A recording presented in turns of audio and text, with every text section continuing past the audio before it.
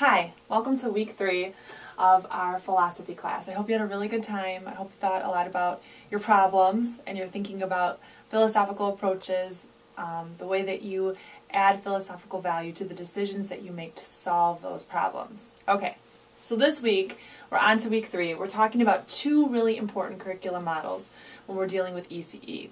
And the first one we're talking about is actually called developmental interaction, or what we commonly refer to as the Bank Street approach.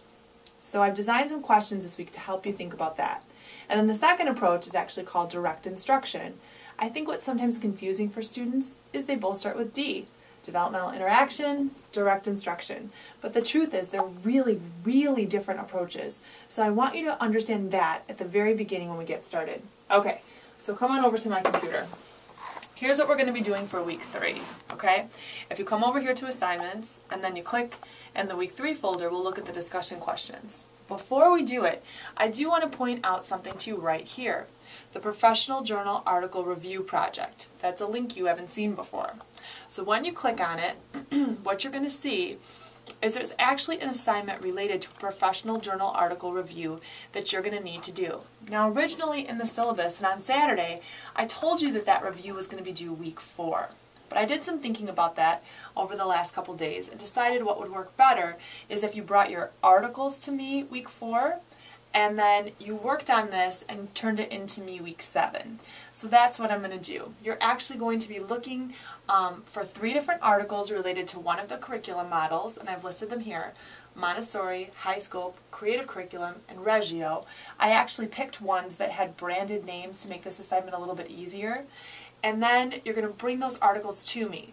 Now, one thing to consider, they must be professional journal articles.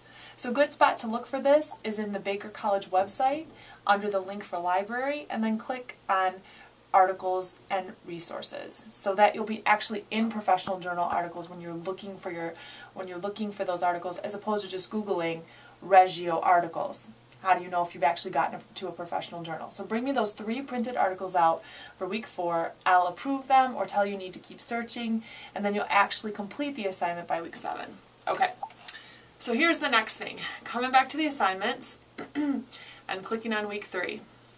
All right, so for Tuesday, April 19th, this is what I want you to do.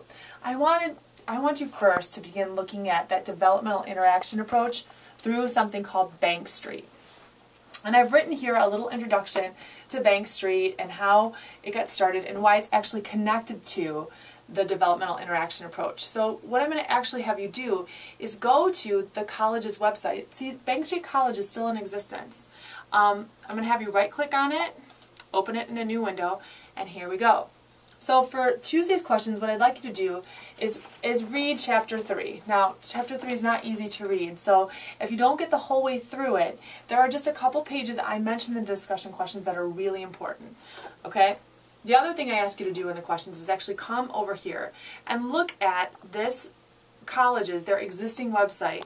Right here in the About Bank Street, they give a little bit of the mission statement and a brief history, and then actually if you click here, you'll see a little bit more about their history, and then at the very bottom there's a link to about a 20-page document about the history of Bank Street.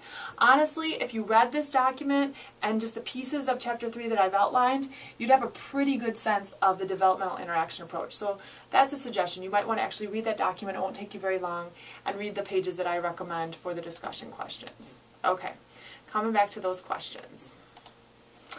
All right, what I'm going to ask you to do is, after you've read some pages in your textbook, looked at the website, I want you to share 3 ways that Bank Street has had a historical impact on the field of early childhood education. It doesn't have to be all the ways, but just 3 ways that you can think of where it's historically connected. And then secondly, for the next question, I want you to go to the college's preschool site. The college actually still runs its own preschool.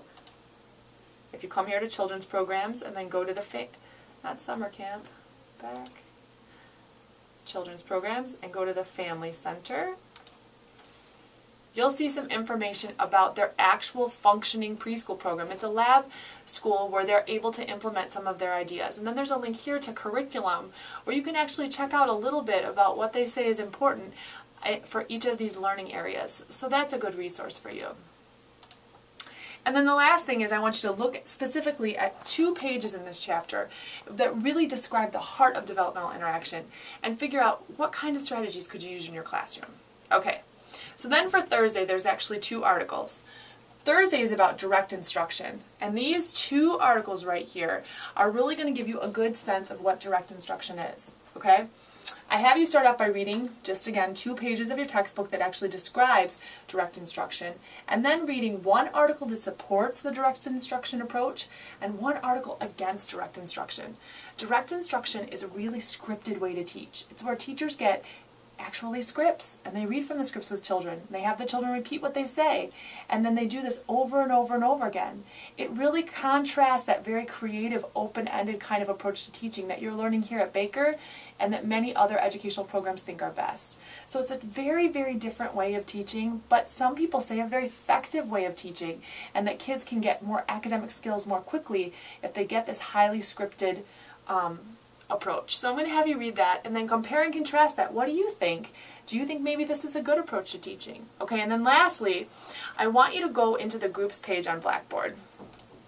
If you click on groups, you're going to see here that I've set up a group for each of the different timelines, and all the people in the timeline projects are here. Remember, all of the documents related to the timeline project are located in assignments under the timeline project folder. You can click there. And you'll see when you open that up that there are different portions of that assignment. What I'm suggesting here that you do is you take some time to go through by Saturday and decide who's going to do what for this project. How are you going to divide up the labor? What kind of deadlines are you going to need? So that you can begin to use these pages as a functional space to get your work done. All right, have a great week, and hopefully that snow will melt soon.